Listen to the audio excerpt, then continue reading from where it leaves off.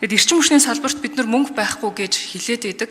Тээж 3, 4 дээр маш том ослууд гарснаас болоод өнгөрсөн өвөл дулаангүй, цахилгаангүй лага бариад Улаанбаатарчууд өвөлдсөн.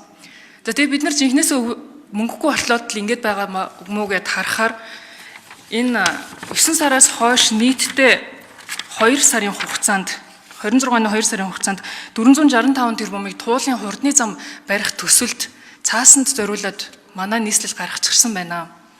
Тэгээ бид нар мөнгөгүй гэдэгт би бол итгэхгүй байгаа шалтгаан энэ байгаа. За яагаад тэгж ийнэ гэхээр өнөөдөр болохоор арчилсан намын бүлэг дээр туулын хурдны замтай холбоотой техник эдийн засгийн үндэслэл болон судалгаануудтай танилцъя гэд нээлттэй хилцүүлэг хийсэн байгаа. Тэгэд энэ хилцүүлийн хүрээнд бол маш олон эрдэмтэн судлаач за тэгэд энэ салбарын хүмүүс үгээ хэлсэн. Гэвтэл энэ хүмүүс үгээ хэлснийхэн төлөө террористууд болж байна. Энэ хүмүүстэй хамт бас улсын их хурлын гишүүдэнд байр суурь илэрхийлсэн гишүүн болгоных нь өөдөөс Нямбатар дарга ямар нэгэн байдлаар чичилж, загинж, ууралж, зандарч байна. Энэ тал дээр Монгол Ардын намын даргын хувьд та ямар арга хэмжээ авах вэ?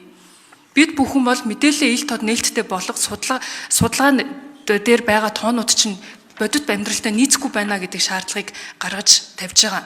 Энэ бол зарчмын шаардлагууд байгаа. Тэр энэ дээр таны байр суурийг бас сонсомоор байна. За хот дээр үүсэж байгаа асуудал дээр бол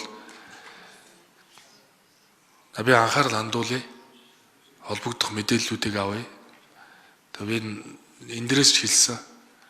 Манай намаас томилогдсон шатны сонгуульд албан тушаалтнууд ард түмнийг иргэдийг дээрээс нь харж харьцахгүй шүү. Хэрвээ дээрээс нь харах тохиолдол ганцхан байна. Бүдэрч унсан хүнийг л татаж босгоход дээрээс нь хараа. Тэгэхээр намын даргын хувьд тэр гүйцэх засаглалын тэргүүний хувьд тэр цаашдаа бол би сахилгатай, хариуцлагатай, ёс зүйтэй байхыг шатны албан хаагч нараас нэхэн шаардна. Энэ бол хин нэгэнд одоо үйлчлэлээ хин нэгэнд үйлчлэхгүй гэдэг зүйл байхгүй учраас бүгдээрээ л шатандаа хариуцлагатай бай гэдгийг л одоо шахаж шаарднаа. Тэгээд энэ асуудал дээр би бас анхаарал хандуулъя.